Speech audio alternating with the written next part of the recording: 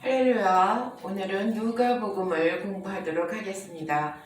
누가복음은 인자복음이라고 말합니다. 누가가 주님을 볼 때에 참 사람이신 예수님의 시각을 가지고 이 책을 기록했던 것 같습니다. 누가복음의 역사적 배경을 보면 AD 1세기 후반에 로마는 전성기를 달리고 있었어요. 이때 로마 정부에 의해서 황제 숭배가 강요되었고 또한 유대주의자들은 핍박을 받게 됐죠. 이런 분위기를 반영이라도 하듯 이방인 신자들은 하나님 나라에 자신들이 정말로 초대되었는지 궁금해했습니다. 누가복음은 이런 시대적 배경 속에서 기독교를 변증하면서 다른 한편으로는 이방인과 소외 계층을 찾아오신 예수 그리스도를 소개하기 위해서 쓰였습니다. 제목은 저자의 이름을 따라 헬라어 본문에 나오는 누가의 의한이라는 표제어와 구원의 소식이란 뜻의 복음하고의 합성어이죠. 저자는 분서는 그 제목에 반영되었듯이 누가의 저작임이 명백합니다. 바울의 동역자로서 전도 여행에도 함께 동행했었고요. 그리고 바울로부터 사랑을 받는 의사로 불린 누가는 본서뿐만 아니라 사도행전의 저자이기도 합니다. 연대는 정확한 기록 연대와 기록 장소는 알려져 있지 않지만 대체로 AD 60년에서 63년경 로마에서 기록된 것으로 추정되고 있습니다. 본서가 사도행전보다 먼저 쓰였다는 것과 바울의 제1차 로마 투옥 때에 기록되었을 것이라는 추측에도 기인하고 있습니다. 기록 목적은 누가는 완전한 인간이신 예수님의 행적과 고뇌 그리고 그가 애초부터 의도했던 구원에 대하여 이방인들에게 알리고자 했던 것입니다. 사도 요한도 주로 이방인들을 1차 독자로 생각했는데 요한이 신학적 접근을 한 반면 누가는 다분히 역사적 접근과 더 나아가 기사적 접근을 행하고 있습니다. 이 누가복음의 특징은요, 누가에 의해서 기록된 본서는 그 내용상 다음과 같은 특징을 지닌다. 첫째, 보편적 구원설. 그것은 이방을 비추는 빛이라는 것에서도 잘 나타나 있죠. 그리고 예루살렘에서 시작해서 모든 족속에게 죄사함과 회개가 전해지리라는 말씀 등에 대해서 잘 나타나 있습니다. 둘째는 사회적 문제들에 대한 예수 그리스도의 관심인데요. 6장 20절에 보면은 주님이 말씀하셨죠. 가난한 자들은 복이 있나니 천국이 하나님의 나라가 너희의 것이며 이런 말씀하셨잖아요.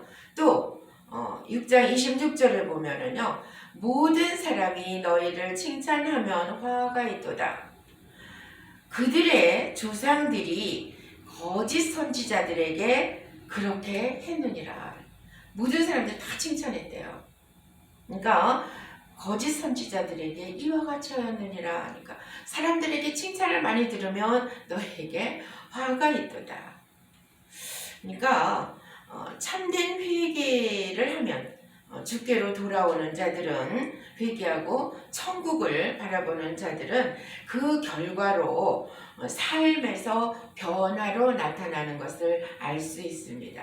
모든 사람들이 정말 잘한다, 존경스럽다, 바르게 칭찬하면 오히려 내가 혹시 하나님으로부터 멀어진 사람은 아닌지 한번 자신을 살펴봐야 될 것입니다. 그래서 세 번째는요, 버림받은 자, 죄 지은 자, 그리고 사마리아인 여인들에 대한 예수 그리스도의 관심이 누가복음에 잘 나타나 있고요. 넷째는 천사의 메시지에 표현된 기쁨과 기도, 그리고 성령에 대한 예수 그리스도의 강조 등이 나타나 있습니다.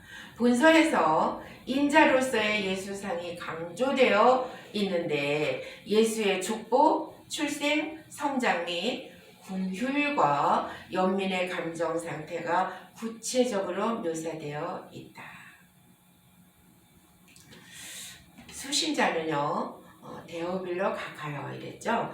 일반적으로 모든 이방 기독교인들을 대상으로 할 뿐만 아니라 특별히 데오빌로를 위해서 기록했다 그럽니다.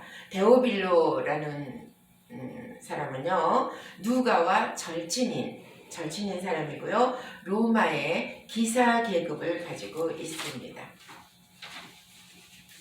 전체 관찰을 한번 볼까요? 누가복음은 1장 1절로 24장 53절까지로 되어 있고요. 인간으로 오신 예수를 주제로 쓰여 있습니다. 예수님의 탄생 배경과 어린 시절, 그리고 세례 요한과 예수의 족보 마귀로부터의 시험, 또한 갈릴리 유다에서의 사역과 교훈으로 잃은 자를 찾아오신 예수님, 그리고 예루살렘 입성부터 시작해서 고난과 죽음, 부활과 승천하신 예수님을 증거하고 있습니다. 특별히 누가는요, 자기가 자기 눈으로 목도한 그대로 사실에 입각해서 증명하듯이 이 글을 기록했습니다. 전체적인 글을 열어보면은요, 첫 번째는요, 사역 이전의 배경이 나와요. 1장 1절로 4장 13절까지인데 누가는 세례 요한과 족보 등으로 예수님을 증거했어요. 그래서 기록 목적은 자세히 살펴서 데오빌로 각하에게 이 책을 보내는 그 누가를 볼 수 있습니다.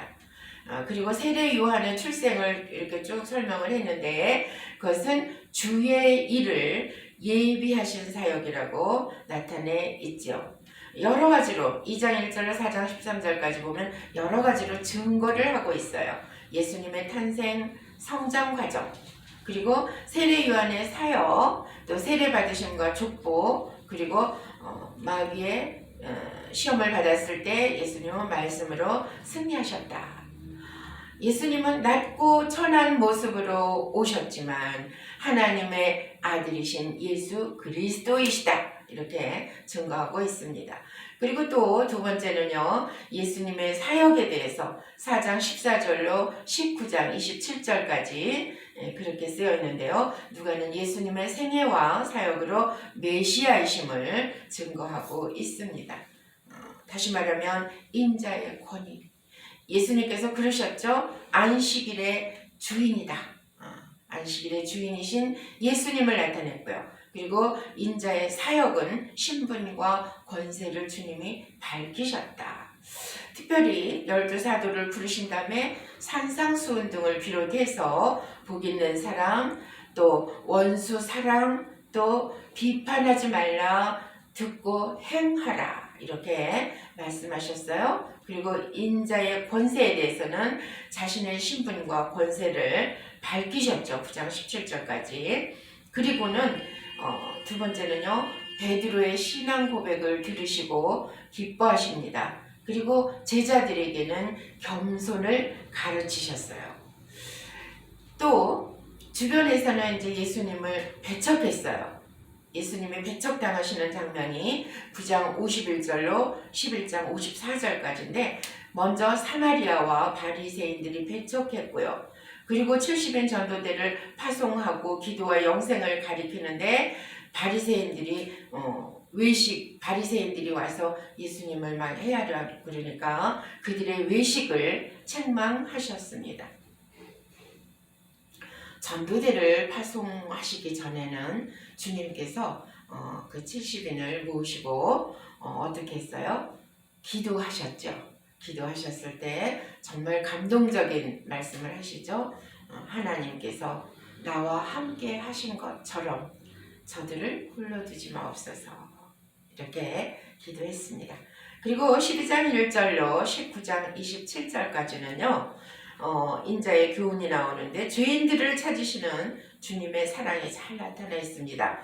청지기의 자세는 어떠해야 할지, 그러니까 온전하고 헌신적인 제자의 도를 다해야 된다. 그리고 사명을 감당하라. 청지기는 그래야 된다.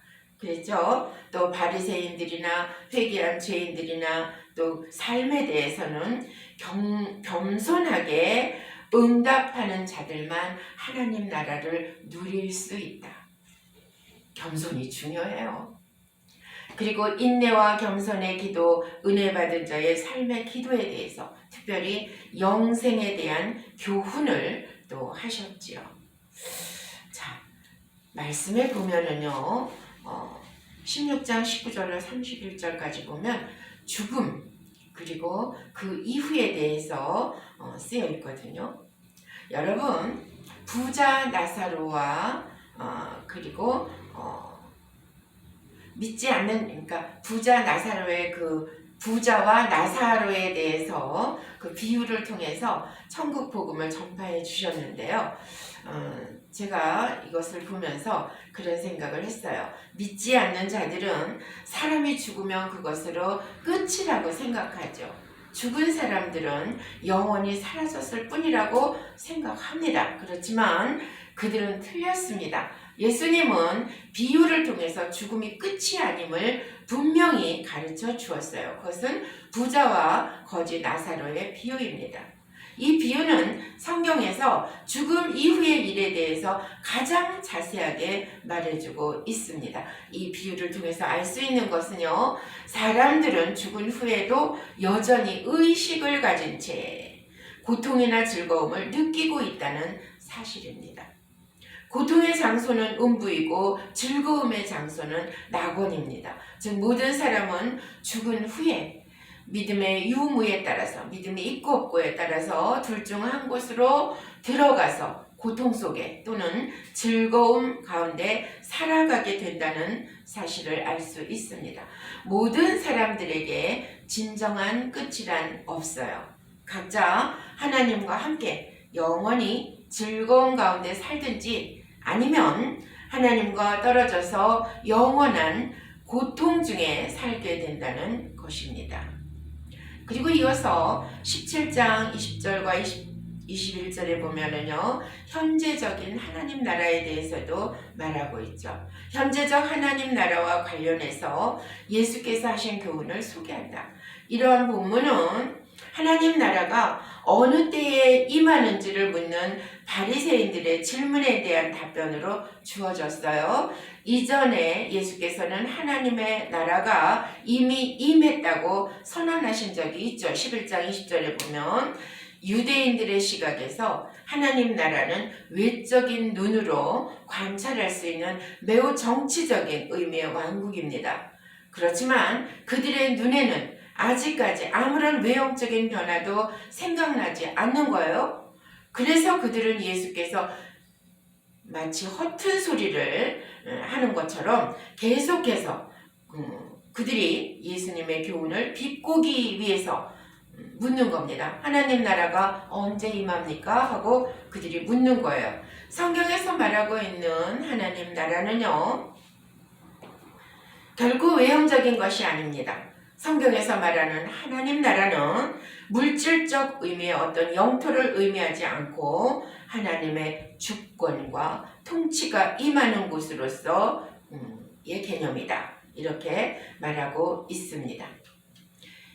이에 예수께서는 그의 도래와 함께 이미 시작된 하나님 나라를 보지 못하고 영적 무지에 빠져있는 바리새인들의 그 어리석음을 지적했죠. 지적하고 하나님 나라는 외형적으로 임하는 것이 아니라 하나님의 주권과 통치를 인정하며 예수를 메시아로 영접하는 자들 가운데 임하는 것임을 설파하신 것입니다.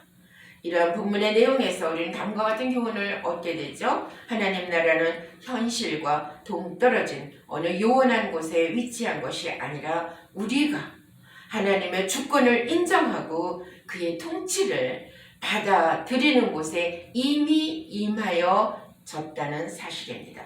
곧 그리스도의 신앙 공동체가 하나님 나라라는 것입니다.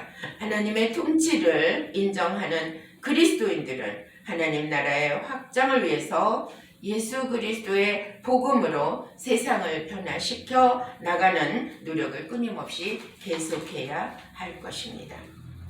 마지막으로 예수님의 사역이 19장 18절로 24장 53절까지예요. 누가는 예수님의 고난과 죽음과 부활 사역으로 메시아를 증거했죠. 예루살렘 입성했어요. 지도자들과 논쟁을 해요. 그리고 항상 기도하며 깨어있으라. 그리고 그렇게 신앙에 대해서 교훈하셨어요. 그리고 고난 당하시죠. 체포 당하셨어요. 그리고 사형 언도를 받으십니다. 체포 당하시기 전에 최후의 성만찬을 하시죠. 그때 이미 유다는 배반할 마음이 들어갔더라. 성찬 예식을 제정하실 때에 기념하라 이렇게 주님은 말씀하셨고 체포 당하십니다. 겟세마네 기도 후에 순종으로 묵묵히 체포 당하시는 주님의 모습을 볼 수가 있습니다. 빌라도의 뜰에서 신문을 당하실 때도 조용히 정말 그렇게 넘겨졌죠. 그리고 십자가에서 죽으십니다. 십자가에서 대속의 은총을 베푸시는 겁니다. 십자가에 매 달리고 그리고 운명하셨어요. 운명 후에는 아리마대 요셉의 무덤에 장사 지내셨어요. 그러나 그것이 끝이 아니라 주님은 부활하셨고 예언이 성취된 거죠. 주님은 부활하셨고 그리고 제자들과 많은 사람들 앞에 보이신 후에 승천하십니다. 그래서 3일 만에 살아나신 그 예수님을 여인들이 보고 증거했고요. 그 부활은 예언의 완성입니다. 또 승천하실 때도 너희가 본 그대로 다시 오리라 하고 주님은 제자들을 축복하시고 승천하셨습니다.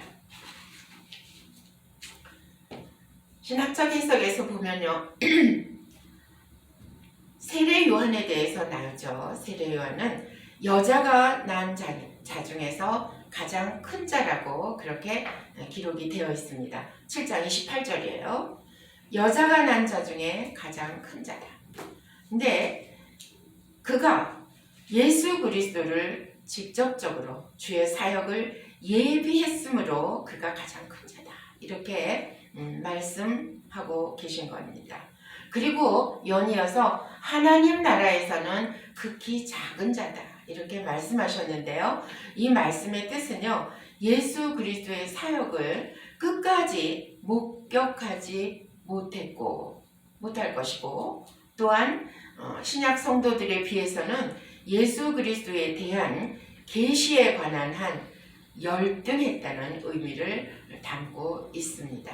그러니까 어쩌면 세례 요한은 정말 큰 일을 했지만 주의 사역을 예비하는 자로서 큰 사역을 했지만 주님의 사역을 끝까지 보지 못했잖아요. 오히려 정말 주께서 부르신 제자들이 끝까지 주님과 3년 반 동안 동거동락하며 그 사역을 목도했잖아요. 그래서 그들보다는 하나님 나라에서는 극히 작은 자다 이렇게 말하고 있습니다. 또한 여러 가지 증거를 통해서 낮고 천한 모습으로 오신 하나님의 아들이신 예수님을 기록하고 있는데요.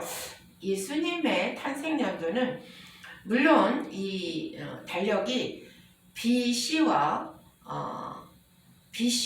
AD로 나누잖아요. 그래서 예수 그리스도를 중심으로 나눴다 이렇게 하고 있는데요. 예수님의 실제 탄생일은 어쩌면 BC 4년경이래요. 우리가 쓰는 달력에 BC 4년 그러니까 AD로 넘어오기 전 4년 전에 예수님은 탄생했다. 그 전후를 본대요. 왜냐하면 정확한 연도는 알 수 없어요. 왜?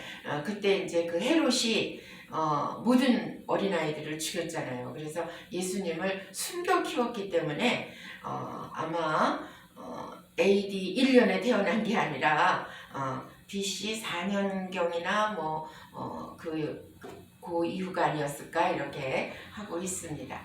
중요한 거는 누가는요 1장에서 예수 탄생 직전에 여러 일들을 다각적으로 기록했지만 2장의 실제 예수님의 탄생 기사는 불과 7절로 아주 간단하게 요약하고 있거든요. 그러나 천사들의 찬송 및 목자들의 경배 등을 다룸으로써 다시 역으로 말하면 예수께서 육으로는 비록 낮고 천한 모습으로 말 구유에 누이신 그 모습으로 오셨지만 근본적으로는 천사들의 경배를 받아 마땅한 하나님의 아들이요 메시아이심을 강조하고 있습니다. 또한 4장 14절로 6장 11절까지 보면 인자의 권위에 대해서, 그러니까 갈릴리 사역을 시작으로 해서 제자들을 부르시고 그리고 안식일의 주인이신 예수님을 나타내고 있습니다. 안식일날 이렇게 뭐 그렇게 하면 안 된다고 또 뭐 바리새인들이 그러니까 인자가 안식일의 주인이니라 그러셨잖아요. 그 다음 인자의 사역이 6장 12절로 9장 17절까지 나오는데요. 12사도를 택하고 그리고 산상수훈, 여기 누가복음에서는 평지수훈이라 그래요. 근데 내가 이걸 가만히 생각했어요. 마태나 마가는 산상수훈 이렇게 해서 기록하고 있는데 왜 누가는 평지수훈이라고 썼을까 이렇게 생각을 했거든요. 그러니까 마태는 예수께서 설교하신 장소를 산 위라고 소개했고요. 그거에 비해서 평지로 소개했어요. 누가는 그러니까 아마 야트막한 언덕이었나 봐. 그죠? 그래서 어떤 사람 눈에는 굉장히 그게 이렇게 산 위에서 산상수훈을 했다 이렇게 보여지는 거고 산을 잘 타는 사람은 뭐 저 정도는 산이라고 볼 수가 없어. 평지야. 이렇게 누가는 그렇게 평지복음 이렇게 한 것 같아요. 그래서 제자훈련, 그러니까 예수님의 사역이 산상수훈이든 평지수훈이든 이렇게 교육을 시키는 것은 결과적으로 제자훈련이라는 과제에 집중되어 있다는 것을, 또 제자들을 위한 사역이라는 것을 생각하면 될 것 같습니다. 그리고 이제 예수님은 그리스도시로 주는 살아계신 하나님의 아들이십니다 하고 베드로가 신앙 고백을 하는 장면이 9장 18절에서 50절까지 나오는데요. 오병이어의 기적에 이어 나오는 본문은 세 공간 복음서에 공통적으로 다루어져 있습니다. 여기서 본문은 베드로의 신앙 고백과 또 변화산 사건, 귀신 들린 아이를 고치신 사건 등의 순서로 내용이 엮어지는데 주목할 만한 사실은 세 공간 복음서 공히 동일한 순서로 내용이 전개된다는 점이다. 이러한 사실은 또한 세 공간 복음서가 메시아의 자기 공개라는 공통된 문맥적 상황 가운데서 서술되고 있다는 점을 주목하게 한다. 예수께서는 제3차 갈릴리 사역을 마감하는 시점에서 메시아로서의 자기 계시를 확고하게 드러내시고자 했다. 이는 공생의 마지막이 가까워옴을 따라 연약한 영적 상태에서 벗어나지 못한 제자들을 집중적으로 훈련시키시려는 당신의 의지의 발로에서였다. 예수님 생애에 다 5대 사건이 있죠. 첫째는 성육신 하심, 또한 변화산에서 변화하신 그 모습을 보이셨죠. 그리고 십자가에서 순환을 당하십니다. 돌아가셨어요. 그리고 네 번째는 부활하셨다. 다섯 번째는 승천하셨다. 이것이 예수 생애의 5대 사건입니다. 자, 9장 51절로 11장 54절까지 보면요. 사마리아와 바리새인들이 배척하는 장면이 나오고요. 70인 전도대를 파송했고 기도와 영생에 대해서 가르치고 있습니다. 그러니까 여기서부터는 예수께서 예루살렘으로 올라가시는 여정 가운데 발생한 사건과 교훈을 묘사하고 있는 겁니다. 사마리아인들의 배척과 전도 사역에 더욱 긴박성을 띈 70인 전도대 파송, 또한 더욱 간교하고 치밀한 율법사의 질문, 마르다와 마리아를 통한 제자도에 관한 교훈 등 행적에 관한 기사보다 예수의 말씀에 초점이 맞추어진 기사가 많이 나와요. 그리고 예수에 대한 군중들의 배척이 매우 고조되고 있는 거고요. 종교 지도자들과 논쟁도 절정에 달했음을 보여주고 있습니다. 여러분, 구약의 첫 번째 순교자가 누구죠? 구약에 나타난 첫 번째 순교자는 아벨이에요. 아벨이 하나님이 받으시는 연락된 제사를 드림으로써 형의 시기를 받아가지고 죽임을 당하죠. 그렇다면 구약의 마지막 순교자는 누굴까? 그것은 스가랴입니다. 참고하세요. 스가랴. 백성의 우상 숭배를 경계하고 그리고 그들을 책망하다가 성전 뜰에서 군중들에게 돌에 맞아서 죽었어요. 그가 구약 시대의 마지막 순교자라는 거 참고하시기 바랍니다. 또 이어서 누가복음 12장 1절로 19장 27절까지 보면 죄인을 찾으시는 주님의 사랑이 잘 기록되어 있는데요. 예수의 공생애가 마지막에 다가갈수록 대적들의 배척의 열기가 더해가지만 예수께서는 제자들을 권면하시는데 더욱 힘쓰고 있습니다. 주님은 12장 49절에 보면 이런 말씀을 하셨어요. 내가 불을 이 땅에 던지러 왔다.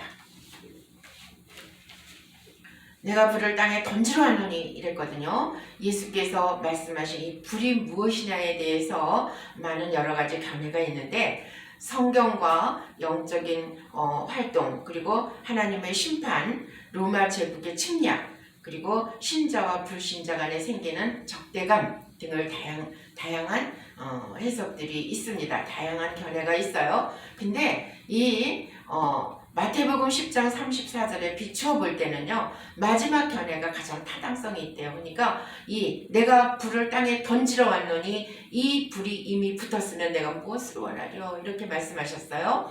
이 불은 신자와 불신자 간에 생기는 적대감을 말하고 있는 겁니다. 그래서 이어지는 이 불이 이미 붙어 있으면 내가 무엇을 원하리요? 라는 문구 역시 다양한 견해는 있어요. 그렇지만 일반적으로 볼 때 이 불이 이미 붙어지기를 내가 얼마나 바라리요 하는 해석으로 이해하면 됩니다. 자, 복음을 위해서 복음을 전하고 이웃을 천국에 참여시킬 주의 제자의 삶을 살고자 하는 자가 이 땅에서 가져야 할 삶의 각오를 교훈해 주셨는데요. 잃어버린 당신의 자녀를 찾으시는 하나님의 구원의 은혜와 사랑을 강조하는 교훈도 기록되어 있습니다. 그래서 주님은 말씀하시죠. 산과 들에 나가서 강권하여서 사람들을 데려오라. 그리고 주의 길을 따를 사람은 자기 모든 소유를 버리고 제자가 되라. 제자가 되고자 하는 자, 주를 섬기고자 하는 자는 높은 자리에 앉으려고 하지 마라. 높은 자리에 앉지 마라 하는 그 교훈을 생각해 봐야 될 줄 믿습니다. 잃어버린 당신의 자녀를 찾으시는 하나님의 구원의 은혜와 사랑을 강조하는 그 교훈 가운데 탕자의 비유가 있고요. 그리고 예루살렘을 향한 마지막 전도 여행 중에 있었던 교훈과 사건들을 기록하고 있는데 그 중에서도 불의의 재판장 앞에 밤낮 부르짖어서 끊임없이 부르짖은 그 과부가 결국은 그 불의의 재판장도 그 과부의 소원을 들어주듯이 우리의 기도는 끊임없이 하나님 앞에 늘 항상 기도에 깨어 있어야 한다 하는 것을 말씀하고 있습니다.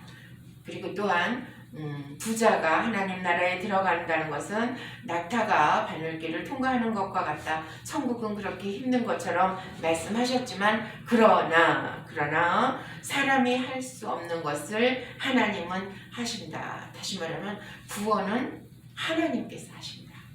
이렇게 말하고 있습니다. 특별히 누가복음 13장에서는 지난 시간에도 말했듯이 무화과 나무 비유를 통해서 교훈하시는데요. 이것이 중요하니까 한 번 더 보겠습니다. 모든 사람들은 각각 회개에 합당한 열매를 맺어야 된다. 무화과 나무 비유를 통해서 우리가 얻어야 할 것. 각각 회개에 합당한 열매를 맺어야 한다. 또한 열매를 맺기 위해서는 마음밭을 잘 갈아서 옥토와 같이 만들어야 된다. 하나님의 말씀이 옥토에 떨어졌을 때 많은 열매를 맺을 수 있지 않습니까? 우리 마음밭을 옥토로 만들어서 말씀을 잘 받아야 된다. 하나님의 축복과 은총으로 선한 열매를 맺을 수 있다. 엉뚱한 데 신경 쓰면 선한 열매를 맺지 못해요. 열매를 맺지 못하는 무화과 나무는 결국 저주받잖아요. 뿌리째 말라졌죠. 하나님이 원하시는 바로 그때에 열매를 맺어야 된다. 그러니까 그때도 그랬죠. 주님이 시장하셔서 열매가 있을까 하여 그 무화과 나무 곁으로 갔으나 잎만 무성했다. 그래서 주님이 저주의 말씀을 하셨어요. 그렇기 때문에 우리는 때를 얻든지 못 얻든지 하나님이 원하시는 바로 그때에 열매 맺을 수 있는 그런 자들이 되어야 됩니다. 때때로 하나님께서 우리에게 강력히 어떤 것을 요구하실 때가 있어요. 네게 무엇이 있느냐? 네게 무엇이 있느냐? 네 손을 내밀어라. 내 손에 열매로 하나님을 기쁘시게 해야 되는데 나중에요. 저거 하고요. 내가 지금 요만큼 모였는데요. 좀 많이 모이면 내가 주의를 하겠습니다. 이것은 옳지 않습니다. 하나님이 원하시는 바로 그때에 열매를 맺을 수 있는 우리가 되어야 될 줄 믿습니다. 그리고 하나님이 기다리시는 그 기간 동안에 하나님이 정하신 기간 안에 열매 맺지 않는 자는 결국 징벌을 받는다는 것을 또한 기억해야 합니다. 열매 맺는 자만이 하늘나라를 기업으로 받게 되기 때문입니다. 주님은 19장 28절로 21장 38절 보면 구속 사역을 성취시키고자 예루살렘에 입성하시죠. 예루살렘에 입성하셔서 그리고 그 순환주간 셋째 날인 화요일에 일어난 사건들을 기록했는데 성전 정화 사건 이후에 예수를 해치려는 종교 지도자들의 노골적인 음모와 이에 대항하는 예수의 적극적인 모습이 대비돼서 예수의 순환이 점차 가까이 오고 있음을 나타내고 있습니다. 이어서 22장 1절로 23장 25절까지 보면 주님께서 순종하심으로 체포되시고 그리고 십자가에서 사형 언고를 받으시는 거예요. 빌라도가 1차로 신문했고 그리고 또 헤롯의 신문이 이어졌으며 다시 또 빌라도의 2차 신문으로 이루어져 있는데 헤롯이 예수를 신문한 기사는 사복음서 중 5집 이 누가복음에서만 나타나고요. 유대인들은 예수께서 죄가 없으심에도 불구하고 죄를 뒤집어 씌웠으며 빌라도는 군중들의 압력에 못 이겨서 끝내 예수를 십자가에 내어주는 무능함을 보였습니다. 주님은 십자가에서 죽으셨어요. 예수께서 죄인들의 죄를 대신 지시고 십자가에서 죽으신 것입니다. 예수께서 마침내 십자가 순환을 당하시고 그의 공생애가 완성되는 그 절정의 순간을 맞이하셨어요. 예수께서 자신의 십자가를 지시고 겟세마네 동산에까지 이르러 십자가에 못 박히셨으며 예수에 대한 무사람의 희롱이 이어집니다. 사람이 고난당할 때는요, 많은 사람들이 내용도 잘 알지도 못하면서 막 희롱하죠. 조롱해요. 그리고 핍박합니다. 누가복음에만 예수의 좌우편에 함께 못 박힌 두 강도를 자세히 언급하고 있는데 두 강도 중 하나는 십자가상에서 회개해서 구원을 받게 됐고요. 예수께서 제9시쯤에 마침내 운명하셨고 아리마대 요셉에 의해서 장사되셨으며 예수의 죽음은 참으로 인류의 운명을 가름짓는 중요한 분기점이 되었습니다. 이어서 마지막으로 24장 1절 53절까지가 부활과 승천의 장면이 나옵니다. 예수께서 구약의 예언과 말씀대로 3일 만에 살아나시고 승천하셨죠. 승천하신 후에는 주님이 승천하시고 난 다음에 제자 된 자가 누가 있죠? 마띠아가 있죠. 그 마띠아는 에티오피아에서 전도하고 순교 다녔다고 그렇게 전해지고 있습니다. 그리고 또 한 사람 있죠. 여러분 잘 아시는 바울이 있습니다. 그 바울은 이방인을 위한 사도로, 이방인을 위한 그릇으로 내가 택했다. 하나님께서 그렇게 말씀하시고 바울이 사도의 반열에 함께 섰습니다. 부활의 순간을 목격한 사람은 아무도 없었습니다. 여인 몇 사람이 아침 일찍 왔지만 돌이 이미 굴려 옮겨진 것을 보았을 뿐입니다. 그러나 예수님께서는 예언하신 바대로 십자가에서 죽은 뒤 3일 만에 무덤에서 부활하셨고요. 부활 후에는 엠마오로 내려가는 두 제자에게 나타나셔서 부활을 확인시켜 주셨고요. 용기와 희망을 불어넣어 주셨습니다. 계속해서 예수님께서는 11제자들에게 부활을 증거하시고 복음을 세상 모든 족속에게 전파하도록 명령하신 후에 영광 중에 하늘로 승천하셨습니다.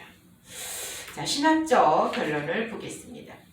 누가복음은 예수께서 만민의 구주이심을 확증하고요. 그분의 인격과 목적에 관한 몇 가지 사실을 암시하고 있는데요. 첫째는 누가복음의 신학적 결론입니다. 그분은 종이시다. 그분은 하나님의 목적을 이루는 구속자이시다. 그분은 하나님의 사랑이 만민을 위한 것임을 계시하고 있습니다. 그분은 자신을 따르는 자들로 하여금 아버지께 예배로 찬양하게 하셨다. 가정과 집도 예수의 중심 사역지이다. 그분은 성령의 중요성과 사역을 지적하고 준비하셨다.